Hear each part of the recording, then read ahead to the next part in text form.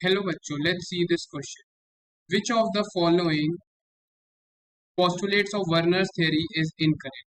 A. Primary valencies are satisfied by negative ion. Option B. Secondary valencies are satisfied by neutral molecule or negative ion.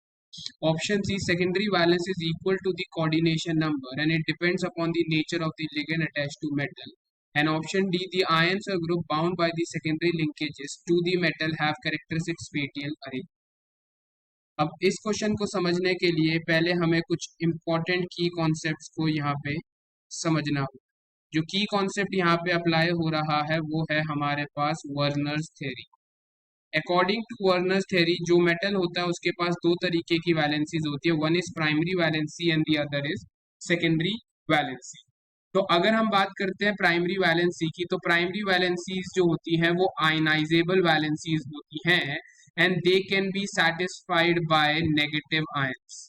ठीक है, जो भी हमारे negative ions होते हैं वो हमारी प्राइमरी वैलेंसी को सेटिस्फाई करते हैं एंड प्राइमरी वैलेंसी जो होती है it is equal to the oxidation number of the metal atom.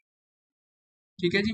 तो अब हम बात करते हैं सेकेंडरी वैलेंसी की। सेकेंडरी वैलेंसीज जो होती हैं वो क्या होती हैं, हमारे पास नॉन आयनाइजेबल होती है and they can be satisfied by negative ions, neutral groups as well as positive ions also.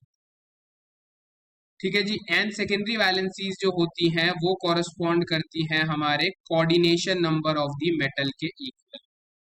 ठीक है, तो प्राइमरी वैलेंसी हमारी ऑक्सीडेशन नंबर को रिफ्लेक्ट करती है and the secondary valency correspond to the coordination number से। जैसे कि अगर मैं एग्जांपल लेता हूं हमारे कॉम्प्लेक्स का CONH3 6Cl3, तो अब यहाँ पे क्या होगा, जो हमारा अगर मैं इसको आयनाइज करूंगा सो हमारे पास क्या बन जाएगा, CONH3 3 positive plus 3 chloride ion. These ionizable ions are nothing but the primary valency and these non-ionizable जो कि हमारे पास डायरेक्टली मेटल के साथ लिंक्ड हैं, these groups are known as the secondary valency and these secondary valency correspond to the coordination number।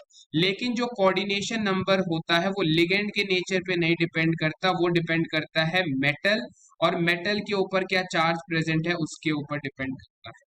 ठीक है जी। यानी हमारी पहली स्टेटमेंट क्या है, primary valency are satisfied by negative ion, बिल्कुल सही है। और स्टेटमेंट बी क्या कह रही है, secondary valency are satisfied by neutral molecule और negative ion, this is also a correct statement. Statement D क्या कह रही है, द आयंस और group bound by the secondary linkages to the metal have characteristic spatial arrangement. मतलब जो metal के साथ सेकेंडरी वैलेंसी के ग्रुप्स होते हैं उनकी एक फिक्स स्पेटियल अरेंजमेंट है। जैसे कि जो हमने एग्जांपल लिया, इस कॉम्प्लेक्स का अगर मैं स्ट्रक्चर बनाऊंगा तो इसके अंदर जो लिगेंड्स होते हैं वो हमारे पास सेकेंडरी वैलेंसी के जो ग्रुप्स हैं वो हमारे पास एक कैरेक्टरिस्टिक ज्योमेट्री यानी ऑक्टाहेड्रल ज्योमेट्री में यहाँ पे क्या है प्रेजेंट होते हैं। इनकी स्पेस में जो अरेंजमेंट है वो क्या होती है, कैरेक्टरिस्टिक होती है। ठीक है। और स्टेटमेंट सी क्या है, secondary valence is equal to the coordination number, ये बिल्कुल सही है। And it depends upon the nature of the ligand attached to metal, नहीं, वो सेकेंडरी वैलेंसी किस पे डिपेंड करती है, मेटल एटम के नेचर पे डिपेंड करती है। यानी हमारा करेक्ट आंसर क्या हो जाएगा, option C. I hope you understood it well. All the best, thank you.